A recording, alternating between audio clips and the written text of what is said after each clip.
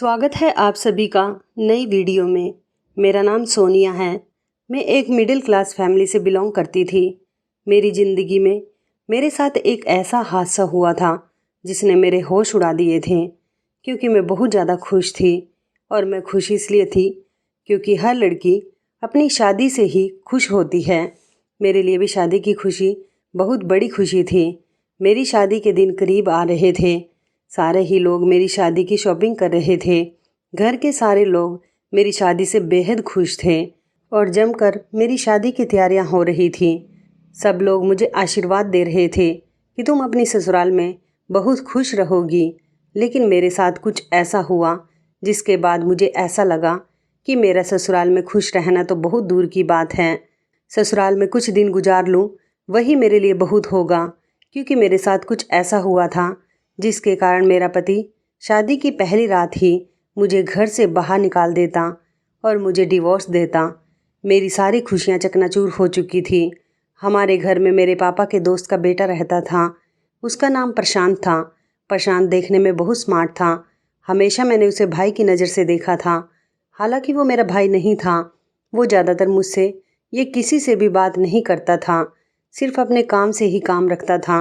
घर के सारे ही लोग उसकी बहुत इज्जत किया करते थे, क्योंकि वो बहुत मेहनती था और मेरे घर वालों की इज्जत किया करता था। बड़ों का आदर सम्मान किया करता था और लड़कियों से नज़र झुकाकर बात किया करता था। पर मुझे उम्मीद नहीं थी कि वो मेरे साथ कुछ ऐसा कर देगा जिससे मेरी ज़िंदगी तबाह हो जाएगी, क्योंकि कुछ लोग शक्ल से जैसे होते हैं अंदर से बिल्कुल भी वैसे नहीं होते। आखिर उसने मेरे साथ ऐसा क्यों किया? आखिर उसकी ऐसी क्या मजबूरी थी? ये सब कुछ मैं आपको अपनी इस कहानी में ज़रूर बताऊंगी, ताकि आपको भी पता चले कि हर कोई विश्वास के काबिल नहीं होता। अक्सर ही गैर लोग अपने बनकर हमारे साथ धोखा कर लेते हैं। मेरी हल्दी की रात प्रशांत ने मेरी इज्जत ख़राब कर दी थी। उसने मेरे साथ ज़बरदस्ती करने की कोशिश की और जब उसने मुझे बेहाल कर दिया तो उसने मेरी कमर पर सिगरेट से कुछ लिख दिया था। उसे मैं देख नहीं सकी थी, पर मुझे बहुत तकलीफ़ हो रही थी। शादी की पहली रात जब मेरे पति ने मुझे देखा और उन्होंने मेरे साथ अपनी मोहब्बत जाहिर की, तो पति ने मेरी कमर पर वो शब्द लिखे हुए देखे थे जिसे पढ़कर उसके होश उड़ गए थे और वो रोने लगा था। पिछले कुछ दिनों से घर में बहुत ज़्यादा शोर मचा हुआ था, क्योंकि मेरी शादी की तैयारियां चल रही थी। मेरा रिश्ता मेरे पापा ने ही अपनी मर्जी से लगवाया था। जिसके साथ मेरी शादी हो रही थी उसे मेरे पापा ने खुद पसंद किया था। वो सच में बहुत अच्छा था और सब लोगों को ऐसा लगता था कि मैं उसके घर में बहुत खुश रहूँगी। वो मेरे लिए बिल्कुल परफेक्ट है। मैं भी अपनी शादी से खुश थी। घर की सारी लेडीज़ मार्केट शॉपिंग करने के लिए गई हुई थी। रोज़ाना ही कुछ न कुछ खरीदारी हो रही थी। पापा और भैया तो काम पर होते थे। मेरी बड़ी दीदी पिछले कुछ दिनों से हमारे घर पर रहने के लिए आ गई थी, क्योंकि उनके छोटे छोटे बच्चे थे। वो इस वजह से बाज़ार का काम नहीं कर सकती थी। उनके दोनों बच्चों को मैं अपने पास रोक लिया करती थी और मम्मी, भाभी और दीदी तीनों ही मिलकर बाज़ार चली जाती थी। मैं घर के दरवाजे को अंदर से अच्छी तरह से लॉक कर लेती थी, क्योंकि मैं ज़्यादातर घर में अकेली ही रहती थी। कभी कभी प्रशांत घर में होता था। वो लोग तो घर से बाहर सारा दिन मेरे लिए शॉपिंग करती रहती थी और शाम के टाइम तक ही वापस आती थी। मैं उन लोगों के लिए खाना बनाकर रख लिया करती थी और अपनी दीदी के बच्चों का भी बहुत ख्याल रखती थी। मैं घर के काम करके बहुत ज़्यादा थक जाती थी, इसलिए मम्मी ने मेरी मदद के लिए एक नौकरानी का भी बंदोबस्त कर लिया था। वो मेरे साथ घर के थोड़े बहुत काम करवा लिया करती थी और शाम के टाइम वो अपने घर चली जाती थी और फिर बाकी का जो काम होता था वो मैं खुद देख लिया करती थी, क्योंकि उस बेचारी के भी बच्चे थे और उसे अपने बच्चों के लिए भी खाना बनाना होता था। हमारे घर खाना बचा होता तो वो ले जाया करती थी और अगर नहीं होता तो मैं उसे पैसे दे दिया करती थी। इससे उसकी भी मदद हो जाती थी। शाम के 5 बज रहे थे। नौकरानी अपने घर को जा चुकी थी। मुझे बहुत ज़्यादा सुस्ती चढ़ रही थी, इसलिए मैं किचन में खड़ी हुई चाय बना रही थी। आज प्रशांत भी ऑफिस से जल्दी ही घर आ गया था। प्रशांत भी किचन में गया था और मुझसे चाय बनाने का कहने लगा। मैंने उसके लिए भी एक कप चाय चढ़ा ली थी। वो मेरी ही उम्र का था, इसलिए मैं उसका नाम लिया करती थी। प्रशांत चाय का कहकर किचन से वापस नहीं गया था, बल्कि किचन में खड़े होकर मुझे उलझन भरी नज़रों से देख रहा था। मैंने जब उसके चेहरे की तरफ देखा तो उसकी आंखों में अजीब से एक्सप्रेशन थे जिनकी मुझे समझ नहीं आई थी। पता नहीं क्यों वो आज मुझे इतना घूर घूर कर देख रहा था, बल्कि आज वो मुझे सिर से लेकर पैर तक देख रहा था। मुझे उसकी नज़रों से कुछ दिक्कत भी हो रही थी कि आखिर वो ऐसा क्यों कर रहा है। मैं उसकी इन हरकतों को समझने की कोशिश तो कर रही थी, पर कुछ समझ नहीं पाई थी। एक पल को तो मुझे उसकी नज़रों से डर लगने लगा था। मैंने जल्दी से अपना ओढ़ा हुआ दुपट्टा ठीक किया था। पता नहीं क्यों उसकी नज़रों में अजीब सी बात थी। ऐसा आज पहली बार था और ऐसा आज वो पहली बार ही कर रहा था। इससे पहले तो कभी उसने मुझे नज़र भर के देखा तक नहीं था। यहाँ तक कि वो मुझसे बात भी नहीं करता था, जबकि हम लोग तो एक ही घर में रहते थे और वो भी हमारे घर में सालों से रह रहा था। वो बड़ी गहरी नज़रों से मुझे सर से लेकर पैर तक देखे जा रहा था। मैंने उसे वहाँ से हटने के लिए कहा कि तुम अपने कमरे में चले जाओ, तुम कमरे में जाकर बैठो, मैं तुम्हारी चाय वहीं लेकर आती हूँ। वो अपने कमरे में चला गया था, मगर मैं ये सोचने पर मजबूर हो गई थी कि आज ना जाने प्रशांत को क्या हो गया। चाय बनाने के बाद मैं प्रशांत के कमरे में चाय लेकर चली गई तो वो सामने ही बेड पर लेटा हुआ था और उस टाइम उसने खाली जीन्स पहनी हुई थी, बल्कि ऊपर से तो उसने शर्ट भी नहीं पहना हुआ था। उसे इस हाल में देखकर मैंने अपनी नज़रें झुका ली थी और मैं कुछ शर्मिंदा सी हो रही थी। मैं चाय की ट्रे रखकर वापस जाना चाहती थी, मगर अचानक ही प्रशांत ने मेरा हाथ पकड़ लिया और मुझे अपने पास बैठा लिया। मैं उसकी इस हरकत को समझ नहीं पाई थी। उसकी आज की हर बात मुझे अजीब लग रही थी। ऊपर से उसको मुझे देखने का स्टाइल मुझे डर में चेंज कर रहा था। पिछले कई दिनों से मैं नोटिस कर रही थी कि प्रशांत की हालत बहुत अजीब सी हो गई थी। वह हर टाइम गुमसुम सा रहता था और पता नहीं कहाँ पर खोया खोया रहता था। घर में तो वो कभी कभी पापा के साथ बातचीत कर भी लिया करता था, लेकिन अब तो वो उनसे भी कोई बात नहीं करता था। ऑफिस से आते ही फ़ोन अपने आप को कमरे में बंद कर लिया करता था और जब खाने का टाइम होता तो खाना खा लिया करता था, या फिर कभी कभी तो हमें ही उसे बार बार उसके कमरे से खाना खाने के लिए बुलाना पड़ता था। पता नहीं उसकी ऐसी हालत क्यों हो गई थी और पता नहीं इधर उधर देख देख कर क्या तमाशा करता रहता था। उसे जब भी कोई बुलाने के लिए जाता तो वो चौंक जाया करता था। मम्मी भी उसकी इन हरकतों को काफ़ी दिनों से नोटिस कर रही थी और वो इस बारे में पापा से कहती कि प्रशांत को ना जाने क्या हो गया है। वो तो आज बिल्कुल ही बदल कर रह गया। घर में होते हुए भी उसकी मौजूदगी का एहसास नहीं होता और आजकल वो ना ही हम लोगों के साथ बैठकर कोई बातचीत करता है, ना पहले की तरह हंसता है और ना ही बोलता है, ना किसी से कोई बात करता है। मम्मी पापा को इस तरह परेशान देखकर मैं उन्हें तसल्ली दे दिया करती थी कि वो तो हमेशा से ही ऐसा है, और ये बात एक हद तक सच भी थी। इससे पहले कि प्रशांत मुझे कुछ कहता तभी मैं दरवाजे के बजने की आवाज़ सुनकर उसके कमरे से बाहर आ गई थी। आज मम्मी भाभी और मेरी दीदी ये सब लोग मार्केट से टाइम से पहले ही आ गई थी।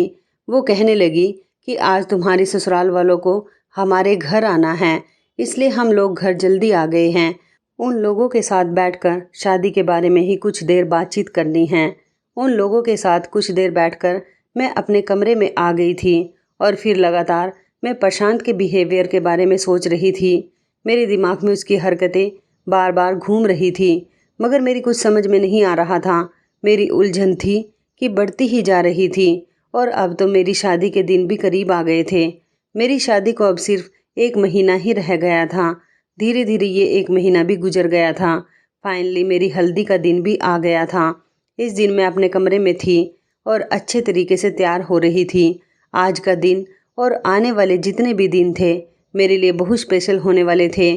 मैं अपने उन आने वाले दिनों के बारे में सोच सोच कर खुश हो रही थी। मैं शादी के लिए बहुत ज़्यादा एक्साइटेड थी।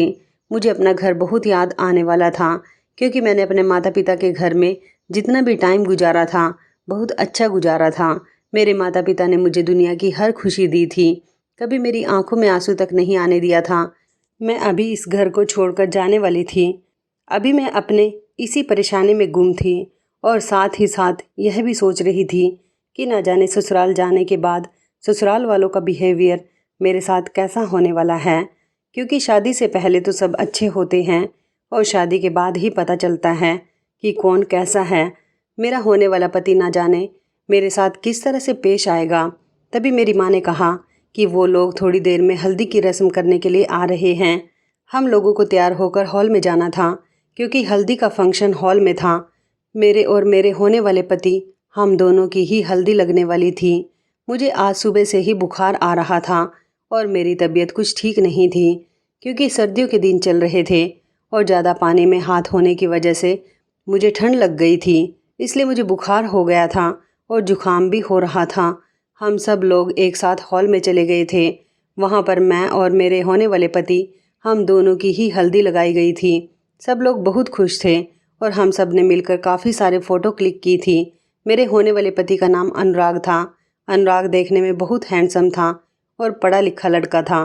अनुराग मुझे देखकर बहुत खुश हो रहा था। मैं भी उसे देख देख कर शर्मा रही थी क्योंकि मैं उससे नज़रें नहीं मिला पा रही थी।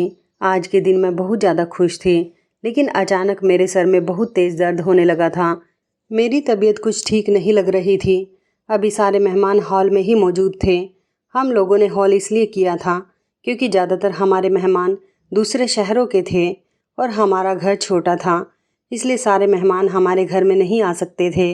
माँ ने जब मेरी तबीयत के बारे में पूछा तो मुझे बहुत तेज़ बुखार था और माँ ने मुझे प्रशांत के साथ फिर गाड़ी में घर भिजवा दिया था क्योंकि हॉल में तो मुझे आराम नहीं मिल सकता था। माँ ने कहा कि तुम घर जाकर आराम से सो जाना क्योंकि तुम्हारी शादी है और इस स्पेशल मौके पर तुम्हारी तबीयत खराब होना ठीक नहीं है। माँ ने प्रशांत को कहा था कि तुम सोनिया को छोड़कर वापस आ जाना। प्रशांत मुझे गाड़ी में बैठाकर घर छोड़ने के लिए आ गया था। मैं देख रही थी कि उसकी नज़रें बार बार मुझ पर ही थी। वो शीशे से पीछे की तरफ बार बार मुझे देख रहा था। थोड़ी ही देर गुजरी थी कि घर आ गया। प्रशांत भी मेरे साथ घर के अंदर आ गया था। मुझे लगा कि शायद उसका कोई सामान रह गया होगा, लेकिन उसने तो घर के अंदर घुसते ही घर का दरवाज़ा बंद कर दिया था। मैं कुछ समझ नहीं पाई थी। मैं तो सीधा अपने कमरे में चली गई थी क्योंकि मेरे सर में बहुत तेज़ दर्द हो रहा था और मैं बुखार से जल रही थी। मुझे अभी दवाई भी खानी थी। प्रशांत और मैं इस घर में अकेले थे। घर में हम दोनों के अलावा कोई भी मौजूद नहीं था और मैं अपने कमरे में खड़ी हुई अपनी दवाई ढूंढ रही थी जो मुझे मिल ही नहीं रही थी। फिर मुझे दवाई मिल गई। दवाई मैंने अपने ही तकिए के नीचे रख ली थी और फिर मैं खुद ही भूल गई थी। दवाई खाने के बाद मैंने कपड़े चेंज कर लिए थे और मैं बैठकर सोच रही थी कि लड़कियों की भी क्या ज़िंदगी होती है।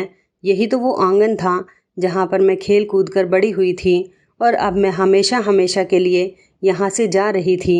ये सोचकर ही मैं उदास हो गई थी। तभी अचानक मुझे कमरे में किसी की आहट महसूस हुई थी। जब मैंने दरवाजे की तरफ नज़र घुमाकर देखा तो वहाँ पर प्रशांत खड़ा हुआ था, मगर आज ये वो प्रशांत नहीं था जिसे मैं जानती थी।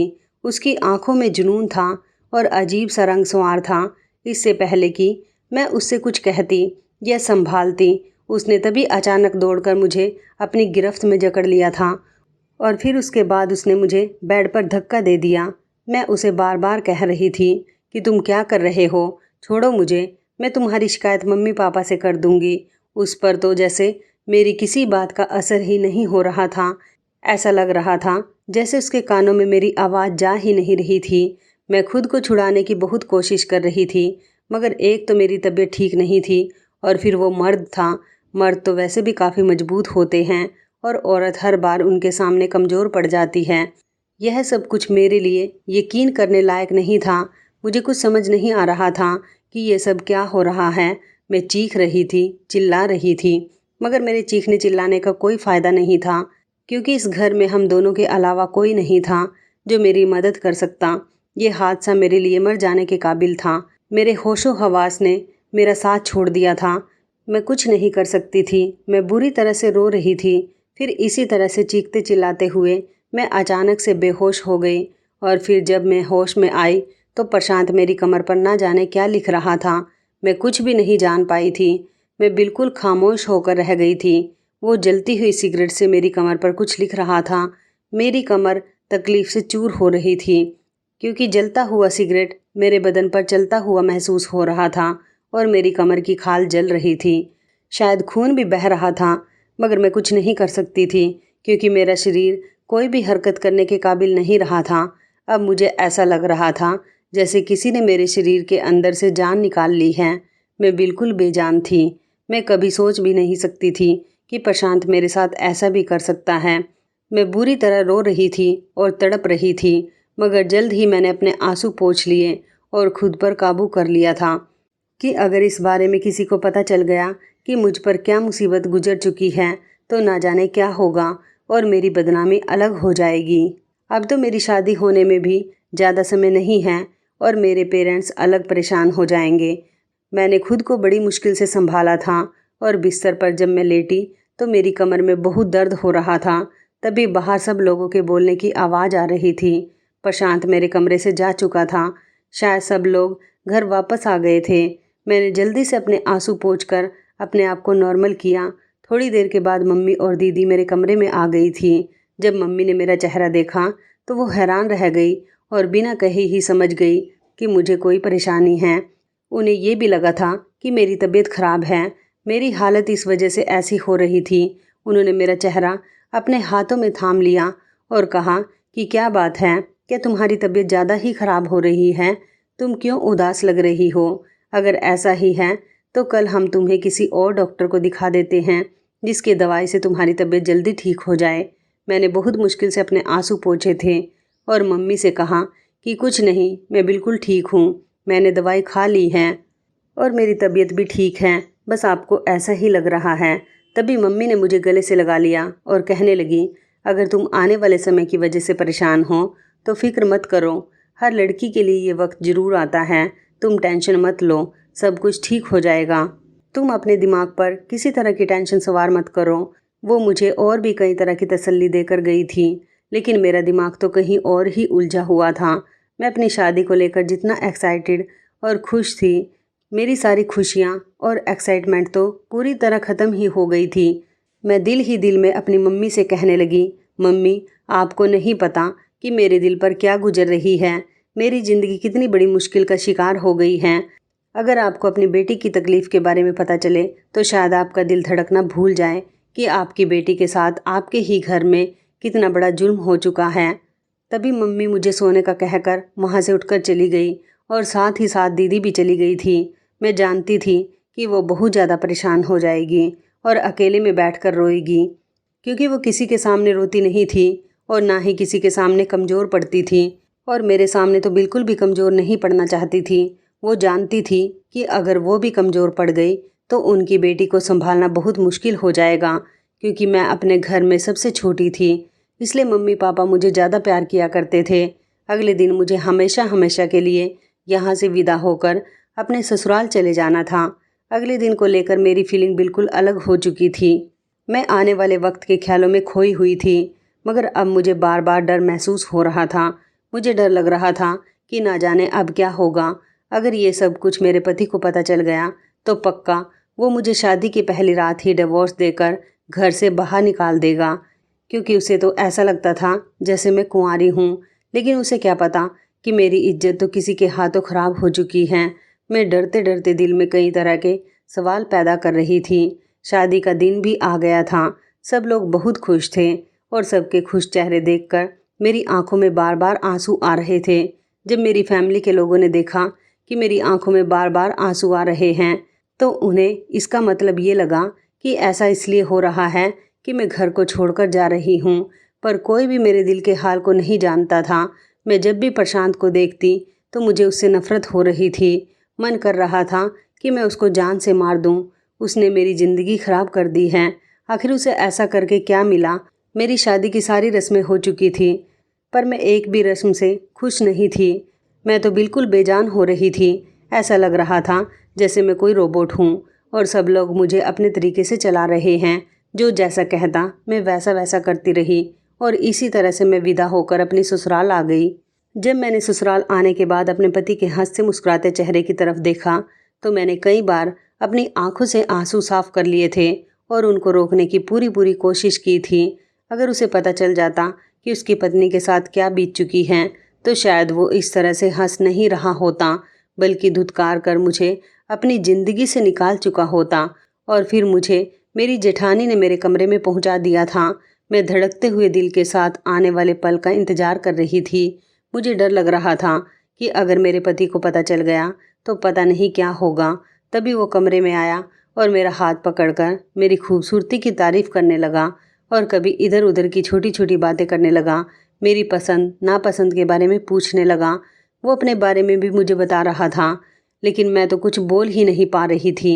मेरे दिमाग में तो सिर्फ डर ही बैठा हुआ था। और फिर धीरे धीरे रात गुजरती चली जा रही थी। फिर जब उसने मुझे अपना हक लेने के लिए मेरी कमर से मेरे कपड़े हटाए तो वही हुआ जिसकी मुझे उम्मीद थी। मेरे पति ने मेरी कमर के वो निशान देख लिए थे जो प्रशांत ने सिगरेट से मेरी कमर पर लिख दिए थे। लेकिन फिर उसके बाद मैं छोटी सी थी जब मेरे पापा प्रशांत का हाथ पकड़कर हमारे घर में आए थे और मम्मी से कहने लगे कि आज के बाद ये मेरा बेटा है और इसको इस घर में वही वैल्यू दी जाएगी जो मेरे बेटे को दी जाती है। मम्मी भी उनकी इस बात से खुश हो गई थी क्योंकि हम 2 बहनें थीं और मेरा एक ही भाई था। मम्मी को लगा इस तरह से उनके 2 बेटे हो जाएंगे।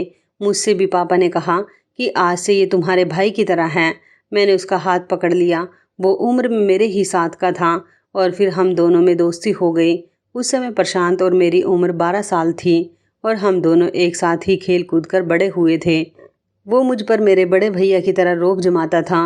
मुझे कभी इस बात का एहसास नहीं हुआ था कि वो मेरे पिता के दोस्त का बेटा है। मैं उसे हमेशा अपनी फैमिली का मेंबर ही मानती थी। दरअसल प्रशांत के माता पिता एक कार एक्सीडेंट में मर चुके थे। उसके बाद प्रशांत अकेला रह गया था। पहले काफ़ी दिनों तक तो वो अपने दादा के पास रहता था। उसके दादा भी काफ़ी बूढ़े हो चुके थे और वो बीमार रहने लगे थे। वो उसका ख्याल भी नहीं रख पा रहे थे। प्रशांत के पापा और मेरे पापा आपस में बहुत पक्के दोस्त थे, इसलिए मेरे पापा हर हफ्ते प्रशांत के पास जाते थे। तो उसके दादा कहते थे कि बेटा, मैं बूढ़ा हो चुका हूँ और मुझे हमेशा अपने पोते की फ़िक्र लगी रहती है। मेरे बेटे और बहू तो इस दुनिया से जा चुके हैं। अगर मैं भी इस दुनिया से चला गया तो इस बेचारे का क्या होगा।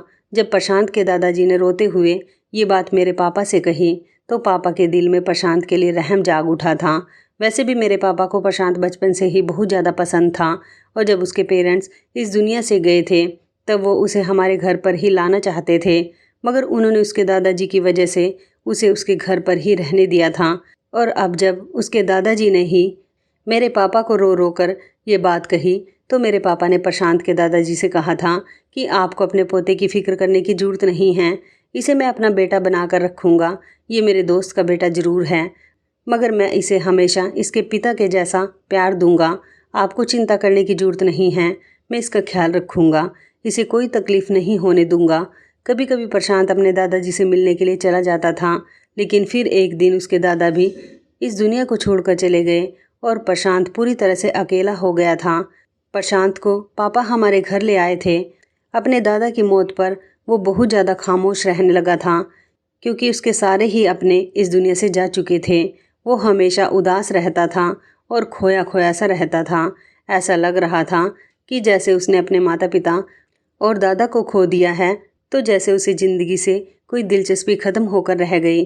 जैसे जैसे वक्त गुजरता जा रहा था उसकी पर्सनैलिटी बदलती चली जा रही थी।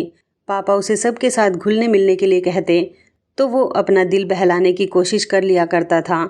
उसे हमारे घर में किसी तरह की कोई परेशानी नहीं थी। पापा ने उसको बिल्कुल अपना बेटा बनाकर रखा था, मगर प्रशांत को तो कोई भी चीज़ खुश नहीं करती थी। वो पढ़ाई लिखाई में भी बहुत अच्छा था और प्रशांत अब जॉब पर लग गया था।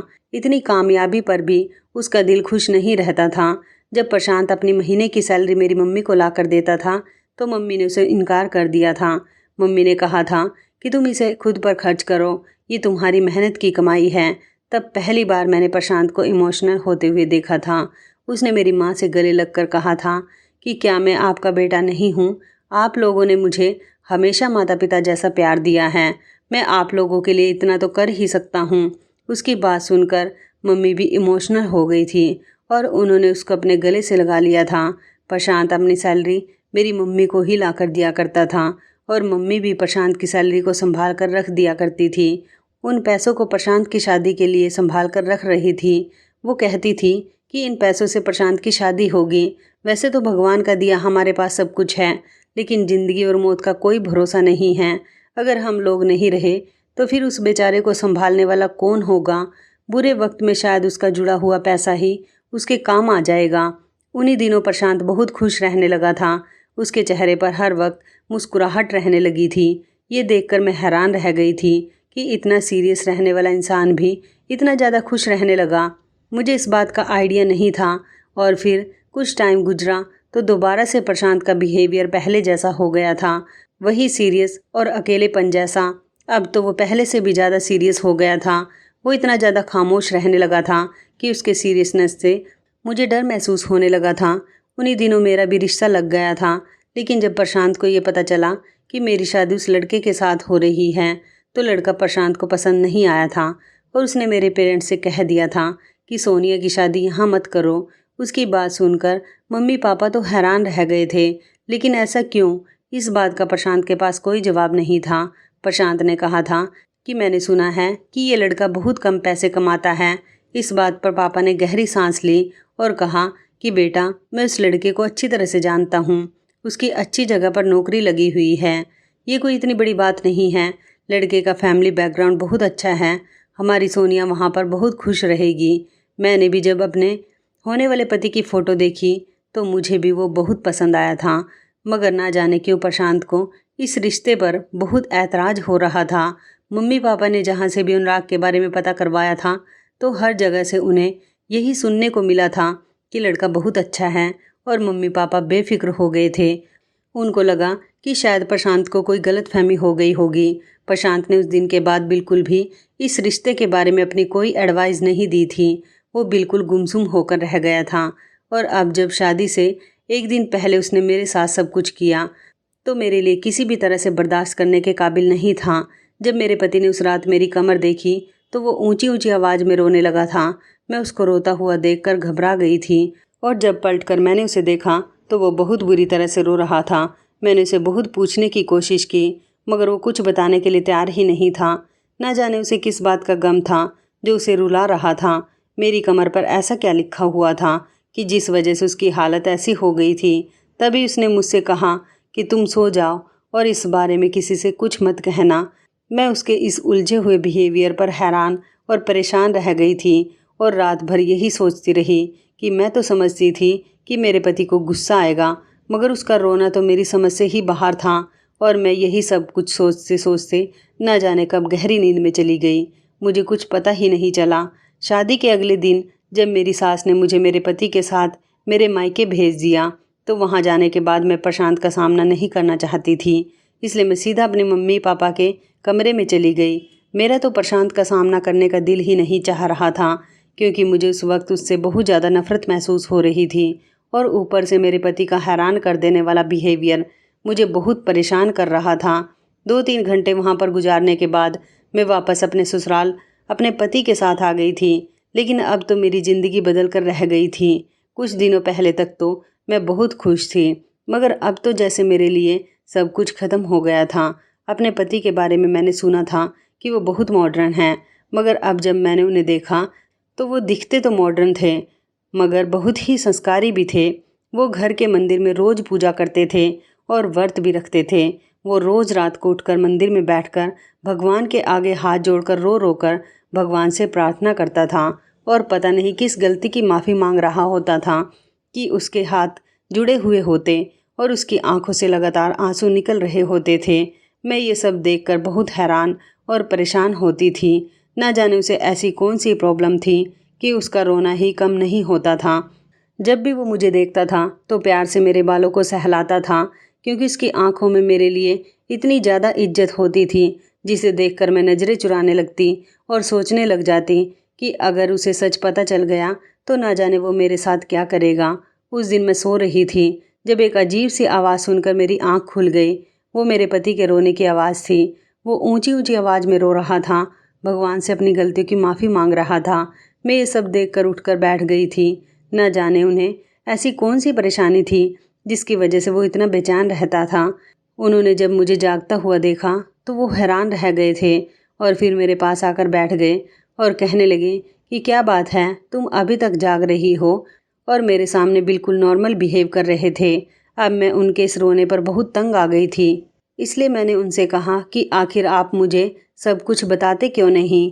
आखिर आपके साथ ऐसी कौन सी परेशानी है और आप हमारी सुहागरात को भी मुझे देखकर रोने लगे थे और आप अभी भी रातों को उठ कर रोते हो। आखिर इस सब की क्या वजह है? उनके चेहरे पर अजीब से रंग फैल गए थे। वो मुझसे कहने लगे कि एक ऐसी बात है जिसे सुनकर शायद तुम बर्दाश्त ना कर सको, मगर अब तो मैं इस बात को जानना ही चाहती थी। मैं कहने लगी कि अब तो मैं जानकर ही रहूँगी कि आखिर क्या बात है। तभी वो मुझसे कहने लगे कि मैं प्रशांत को काफ़ी टाइम पहले से जानता हूँ। कुछ टाइम पहले तक वो मेरा बहुत अच्छा दोस्त था। ये बात सुनकर तो मेरे होश उड़ गए थे कि अगर प्रशांत उनका दोस्त था तो फिर प्रशांत ने मेरी शादी अनुराग से होने के लिए मेरे पेरेंट्स को मना क्यों किया था। मेरे पति की अगली बात ने मुझे चौंका कर रख दिया था। मेरे पति ने कहा कि हम दोनों एक ही ऑफिस में जॉब करते थे। मेरे पापा का बिजनेस था। वो मुझे अपने साथ अपने ऑफिस में आने के लिए कहते थे, मगर मुझे जॉब करने का शौक़ था और मैं एक्सपीरियंस भी करना चाहता था। इसलिए मैं उस कंपनी में जॉब कर रहा था जहाँ पर प्रशांत था। उसी ऑफिस में एक लड़की थी जो बहुत ही गरीब और खूबसूरत थी और शरीफ फैमिली से बिलोंग करती थी। मैं हमेशा से ही लड़कियों के साथ फ्लर्टी रहा था और जब मैंने उस लड़की को देखा तो मेरा उस पर दिल आ गया था। मैं नहीं जानता था कि प्रशांत उस लड़की को पसंद करता है और मैं भी उस लड़की के पीछे था। मैंने उस लड़की को प्रपोज किया मगर उस लड़की ने इनकार कर दिया, मगर मैं उस लड़की के पीछे पड़ गया था। जब एक दिन मैंने उस लड़की को बहुत तंग किया तो उसने मेरे मुंह पर थप्पड़ मार दिया और इस बात पर मुझे बहुत गुस्सा आया था। मैं उस लड़की से बदला लेने की प्लानिंग कर रहा था और फिर एक दिन मुझे इस बात का मौका मिल गया। मौसम बहुत ज़्यादा ख़राब था, शायद बारिश होने वाली थी। एक एक करके ऑफिस के सारे वर्कर चले गए थे और ऑफिस में सिर्फ वो लड़की और मैं ही रह गए थे। उस टाइम वो अपने काम में इतनी बिजी थी कि उसे किसी के आने जाने का पता ही नहीं चला। वैसे भी वो सबसे लास्ट में ही घर जाती थी। जब मैंने देखा कि ऑफिस में कोई भी नहीं है, बाहर सिर्फ गार्ड था, तो मैंने पैसे देकर गार्ड को ख़रीद लिया और उससे कहा कि जब तक मैं ना कहूँ तुम किसी को अंदर मत भेजना। और फिर मैंने उस लड़की का इस्तेमाल किया और उसकी इज्जत ख़राब कर दी और उससे अपनी बेइज्जती का बदला भी लिया। बाद में मुझे पता चला कि प्रशांत उससे बहुत प्यार करता था और वो दोनों एक दूसरे से शादी करना चाहते थे।